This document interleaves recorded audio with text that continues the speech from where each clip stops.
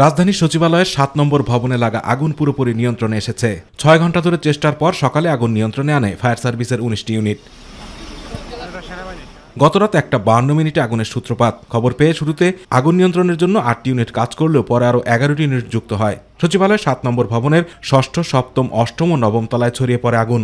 ঘটনাস্থলে ফায়ার সার্ভিসের পাশাপাশি কাজ করে সেনাবাহিনী, পুলিশ, বিজিবি, র্যাব ও এপিবিএন সদস্যরা। আগুনের সূত্রপাত নিয়ে নিশ্চিত হওয়া যায়নি বলে জানিয়েছেন ফায়ার সার্ভিসের ডিজি।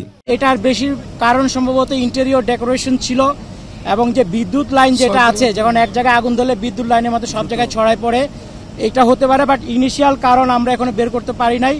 আমাদের আগুন নেভানোর পর আমরা যখন সব জায়গায় সার্চ করব তখন হয়তো আপনাদেরকে একটা ধারণা দিতে পারবো। এদিকে আগুনের ঘটনায় তদন্ত কমিটি গঠন করা হবে বলে জানিয়েছেন স্বরাষ্ট্র উপদেষ্টা লেফটেন্যান্ট জেনারেল অবসরপ্রাপ্ত মোহাম্মদ জাহাঙ্গীর আলম চৌধুরী। এটার ব্যাপারে আমরা একটা তদন্ত কমিটি গঠন করে দিচ্ছি। ক্যাবিনেট সেক্রেটারি অলরেডি ইনস্ট্রাকশন দেওয়া হয়েছে, হোম সেক্রেটারি অলরেডি ইনস্ট্রাকশন দেওয়া হয়েছে একটা তদন্ত কমিটি, হাই পাওয়ার একটা তদন্ত কমিটি করে দেওয়ার জন্য। এটা ইনভেস্টিগেশনের আগে আমি তো বলতে পারবো না, ইনভেস্টিগেশনের পরে আপনাদের আমরা জানাবো।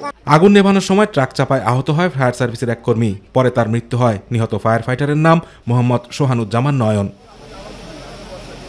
আতিকুর রহমান তিতাস, মাই টিভি।